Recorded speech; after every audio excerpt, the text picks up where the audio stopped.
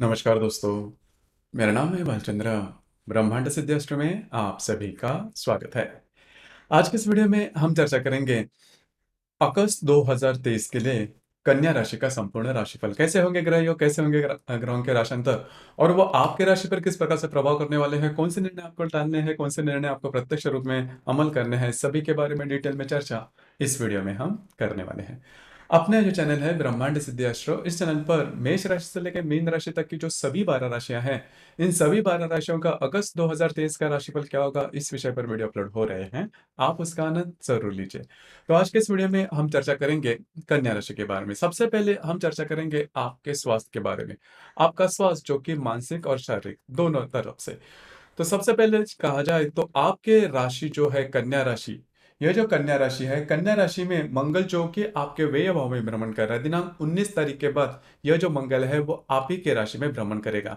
मंगल ग्रह के बारे में अगर कहा जाए तो ये जो मंगल ग्रह है ये आपके राशि का नंबर 1 का अशुभ ग्रह माना जाता है, क्योंकि ये जो मंगल है, यह मंगल आपके राशि का अष्टमेश भी है और तृतीयेश भी है, और सबसे महत्वपूर्ण बात, आपके राशि का जो स्वामी बुध है, इसका ये जो मंगल है ये 1 नंबर का शत्रु ग्रह है। इस वजह से जो मंगल है सबसे महत्वपूर्ण अशुभ फलदायी ग्रह माना जाता है, जो कि आप ही के राशि में भ्रमण करेगा 19 तारीख के बाद, मतलब 19 अगस्त के बाद। उसी प्रकार आपका जो षष्ठ भाव है, जिसे हम रोग शत्रु देखते हैं, तो वहां पर भी जो शनि है वो वक्री हो चुका है। उसी प्रकार आपके राशि का जो अष्टमेश, जो मैंने अभी कहा, मंगल जो कि आप ही के राशि में भ्रमण करेगा। उसी प्रकार आपके राशि का जो स्वामी है बुध, जो महत्वपूर्ण भूमिका निभाता है, जो कि आपके व्यय भाव में वक्री होने जा रहा है दिनांक 24 तारीख के बाद। तो कुल मिला के देखा जाए या फिर मोटे तौर पर अगर देखा जाए तो इस महीने के करीबन 16-17 तारीख के बाद का जो समय है, उसमें आपको स्वयं के स्वास्थ्य के बारे में ध्यान देना बहुत ही ज्यादा आवश्यक होगा, क्योंकि जो परिस्थितियां है, जो ग्रह है, वो आपके फेवर में नहीं चल रहे हैं। जो भी महत्वपूर्ण काम है, जिसमें ट्रैवलिंग है, जिसमें आपको फिजिकल मेहनत है, उस प्रकार के जो काम है वो इस महीने के करीबन 15-16 तारीख के अगर आप पहले कर दो तो वो काफी अच्छी बात होगी। क्योंकि वैसे भी देखा जाए तो आपकी जो राशि है फिजिकल मेहनत से थोड़ी सी पीछे आती है, थोड़ा सा स्टडीनेस आप में कम देखा जाता है, छोटी मोटी बातों के लेकर थोड़ा सा स्ट्रेस जल्दी आ जाता है, तो यही बात है। तो करीबन जो भी इस प्रकार के काम है जिसमें बहुत ज्यादा फिजिकल मेहनत है, आप करीबन 16-17 तारीख के पहले अगर कर दो तो काफी अच्छा होगा, क्योंकि 17-18 तारीख के बाद का जो समय है वो धीरे धीरे आपके लिए फिजिकली और मेंटली भी, मतलब मानसिक तौर पर भी थोड़ा सा स्ट्रेस आपको ला सकते हैं। तो इन चीजों पर थोड़ा सा ध्यान देना बहुत ही ज्यादा आवश्यक है, क्योंकि जो बातें हैं वो आपके लिए फेवरेबल नहीं है, ध्यान दीजिए। उसी प्रकार कई ऐसी जो बातें, किसी भी प्रकार के महत्वपूर्ण निर्णय हैं, वो भी अगर आप 10-15 तारीख के पहले करते हो, खास करके 15-16 तारीख के अगर पहले करते हो, तो वो आपके लिए शुभ फलदायी होगा। उसके बाद के जो कालावधि है वो ठीक नहीं है, तो आपको थोड़ा सा चौकन्ना रहना ज्यादा आवश्यक होगा। उसी प्रकार ये जो मंगल आपके चतुर्थ भाव पर, सप्तम भाव पर या फिर अष्टम भाव पर दृष्टि कर रखेगा, तो वो भी आपके लिए थोड़ा सा साइकोलॉजिकल प्रेशर लाएगा। तो ध्यान रखिए, थोड़ा सा चौकन्ना रहना आवश्यक होगा। इसके बाद हम चर्चा करेंगे आर्थिक स्तर के बारे में। आर्थिक स्तर के मामले में अगर देखा जाए तो आपका धनेश, पंचमेश, अष्टमेश और लाभेश, आपका जो धनेश है वो शुक्र है, आपका जो पंचमेश है वो शनि है, आपका जो अष्टमेश है वो मंगल है। तो यहाँ पर 2-3 बातें उसके ऊपर थोड़ा सा ध्यान देना होगा। हालांकि आपका जो धनेश है, जो कि शुक्र है, जो कि आपके व्यय भाव में वक्री हो चुका है, और दिनांक 8 तारीख के बाद ये आपके लाभ भाव में भ्रमण करेगा। आपका जो पंचमेश है वो आपके षष्ठ भाव में वक्री हो चुका है। उसी प्रकार आपका जो अष्टमेश है मंगल, वो आपके व्यय भाव में है। 19-20 तारीख के बाद ये आपकी राशि में भ्रमण करेगा, और आपके अष्टम भाव में राहु, हर्षल और गुरु भी विराजमान है।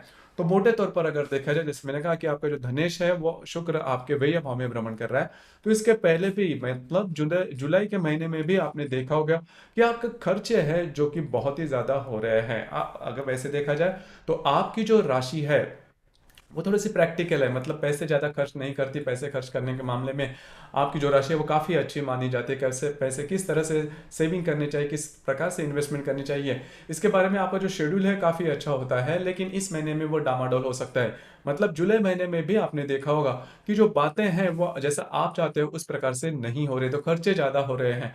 तो यही जो बात है इस महीने में भी देखी जाएगी, आपके जो खर्चे हो है वो ज़्यादा रहेंगे। हालाँकि 10-12 तारीख के बाद आपको ऐसा लग सकता है कि आपके जो पैसे हैं वो काफ़ी अच्छी तरीके से आ रहे हैं, लेकिन खर्चे भी उतने ही हो रहे हैं।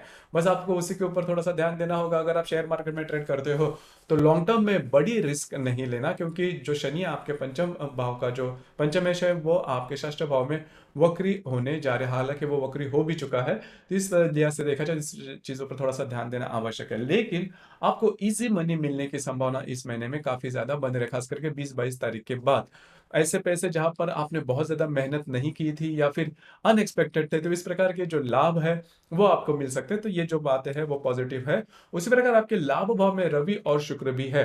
तो आपके फिर से मैं वही बात कहना चाहूँगा कि आपको जो स्पेंडिंग है, उस पर ध्यान देना बहुत ही ज़्यादा आवश्यक है। उसी प्रकार घर का जो सुख जिसे हम कहते हैं, उसके मामले में अगर कहा जाए, तो आपके राशि का जो चतुर्थेश है गुरु, जो कि आपके व्यय भाव जो कि आपके अष्टम भाव में है, हालांकि वो मार्गी है।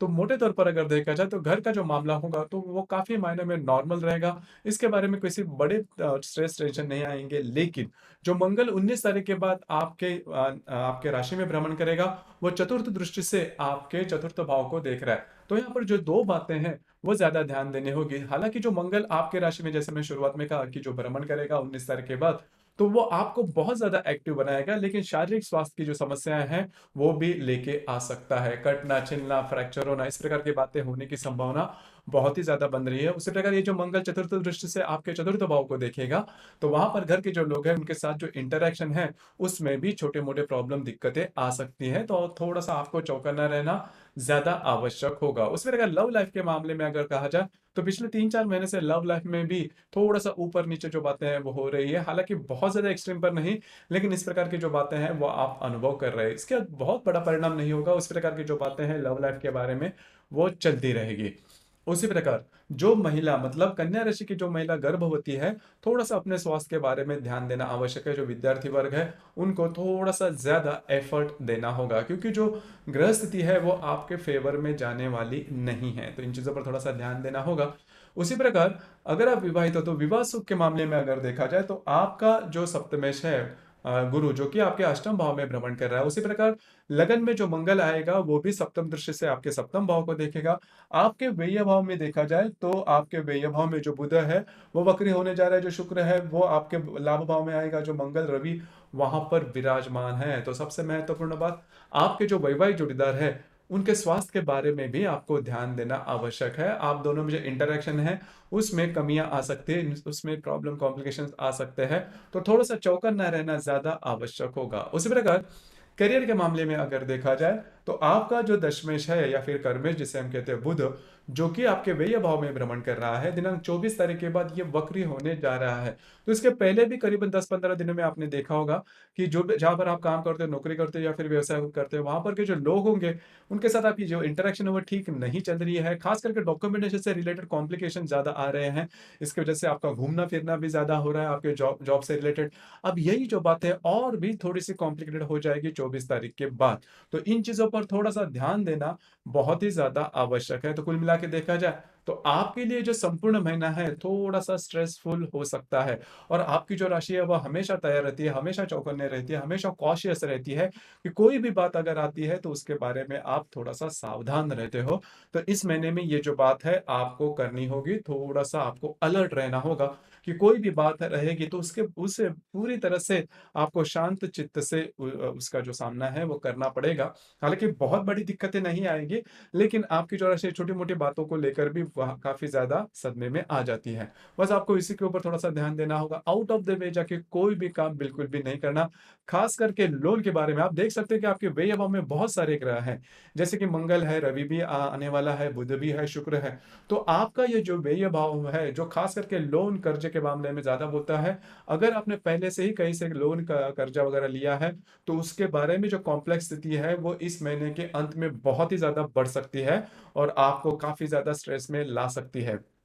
उसी प्रकार आपके जो वैवाहिक जोड़ीदार हैं, उनके स्वास्थ्य के बारे में भी आपको ध्यान देना काफ़ी महत्वपूर्ण होगा। तो ये जो बातें हैं, आपको थोड़ी-सी ध्यान में रखनी होगी।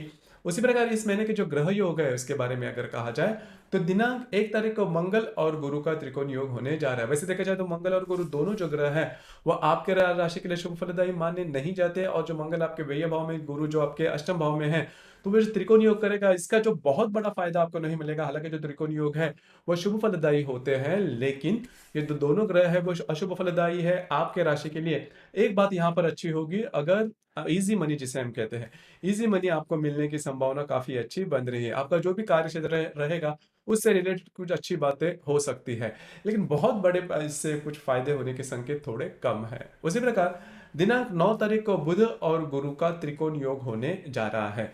अब ये जो बुध है, जो कि आपके व्यय भाव में भ्रमण कर रहा है, आपके अष्टम भाव का जो गुरु है, उसके साथ यह त्रिकोण योग करने जा रहा है। तो जो भी आपका कार्य क्षेत्र है, उससे रिलेटेड आपको बाहर घूमना फिरना हो सकता है, लेकिन वो पॉजिटिवली होगा। मतलब जो काम आप हाथ में लोगे, वो पूरे होते हुए नजर आएंगे। उसी प्रकार जॉब के बारे में या फिर अदर सोर्सेस ऑफ इनकम के बारे में कुछ अच्छी अपॉर्चुनिटी वगैरह आपके सामने आ सकती है, जो कि काफी पॉजिटिव आपके लिए हो सकती है।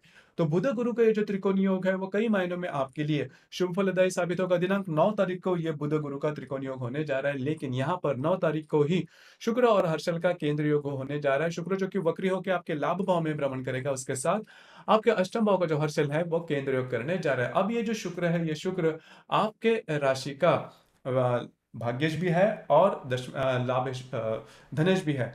तो केंद्र योग होने के कारण पैसे के मामला में आपको थोड़ा ध्यान देना होगा। पैसे के मामला में थोड़े से फाइनेंशियल क्रंचेस जिसे हम कहते हैं, वो आ सकते हैं।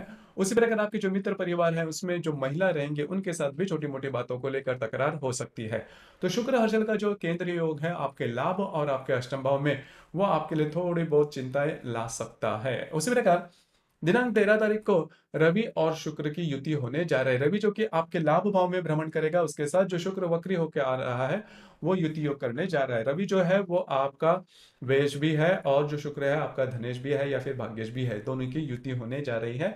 यहाँ पर आपके जो मित्र परिवार है, उनसे आपको कुछ लाभ हो सकता है, लेकिन आपके खर्चे काफी ज्यादा बढ़ सकते हैं। और यहाँ पर खास करके आपके जो वैवाहिक जोड़ीदार है, इनके स्वास्थ्य के बारे में थोड़ा ध्यान देना आवश्यक होगा। उसी प्रकार दिनांक 16 तारीख को रवि और हर्षल का केंद्र योग भी होने जा रहा है। हर्षल जो कि आपके अष्टम भाव में है, जो रवि आपके आपके लाभ भाव में है, दोनों का केंद्र योग होने जा रहा है। तो जो स्पेंडिंग रह गई, उसके ऊपर थोड़ा सा ध्यान दीजिए। डॉक्यूमेंट से रिलेटेड कोई भी बात इन दिनों में बिल्कुल भी नहीं करना। उसी प्रकार उसी दिन 16 तारीख को ही मंगल और हर्षल का त्रिकोण योग होने जा रहा है। मंगल जो कि आपके व्यय भाव में भ्रमण करेगा, उसके साथ आपके अष्टम भाव का जो हर्षल है, वो त्रिकोण योग करने जा रहा है। हालांकि ये जो त्रिकोण योग है, आपको घूमना फिरना थोड़ा ज्यादा बढ़ सकता है, लेकिन जो काम आप हाथ में लोगे, वो पूरे होते हुए नजर आएंगे। अनपेक्षित लाभ मिलने की संभावना है, और ऐसी बहुत सारी ऐसी अपॉर्चुनिटी वगैरह आपके सामने आ सकती है, जिसके वजह से इजी मनी जिसे हम कहते हैं, वो मिल सकते हैं, या फिर उसी के बारे में आप सम्मिलित हो सकते हैं। ऐसी कोई बात अगर आप करते हैं, तो इन दिनों में सक्सेसफुल होने की संभावना थोड़ी काफी ज्यादा बनती है। लेकिन एक आपको बहुत महत्वपूर्ण बात है कि जो संपूर्ण महीना है वो आपके फेवर में नहीं है, तो किसी भी प्रकार के बड़े रिस्क इस महीने में बिल्कुल भी नहीं लेना। आपके जो अंदाज है वो चूक सकते हैं। उसी प्रकार दिनांक 22 तारीख को मंगल और नेपच्यून का प्रतियोग भी होने जा रहा है।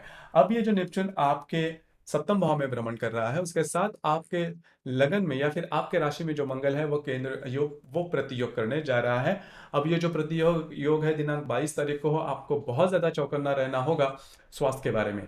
देखिए, मंगल जब भी आपके राशि में आएगा, तो वो आपको एनर्जी लेवल देगा, कॉन्फिडेंस देगा, लेकिन जो भी आप काम करोगे, वो सही साबित होने में दिक्कतें आ सकती है, परेशानियां आ सकती है। फिजिकल लेवल पर, शारीरिक तौर पर कटना, छिलना, फ्रैक्चर होना, इस प्रकार की जो बातें हैं, वो होने की संभावना काफी ज्यादा बनती है। और उसी प्रकार के जो अनुभव है, वो आपको मिल सकते हैं। मंगल नेपच्यून का प्रतियोग है दिनांक 22 तारीख के आसपास। इस महीने में इस प्रकार के अनुभव है जो मिलने की संभावना काफी ज्यादा बनती है। तो शुरुआत में जैसे मैंने कहा कि आपको थोड़ा सा चौकन्ना रहना आवश्यक होगा। उसी प्रकार दिनांक 27 तारीख को रवि और शनि का प्रतियोग भी होने जा रहा है। यहाँ पर जो शनि है, वो वक्री है, तो जो रवि आपके व्यय भाव में भ्रमण करेगा, उसके साथ जो शनि आपके षष्ठ भाव में वक्री है, दोनों का प्रतियोग होने जा रहा है। हालांकि दोनों जो ग्रह है, वो स्वयं के राशि में है, लेकिन जो प्रतियोग है, वो व्यय और षष्ठ भाव में है, तो इस वजह से आपको बहुत ही ज़्यादा चौकन्ना रहना होगा।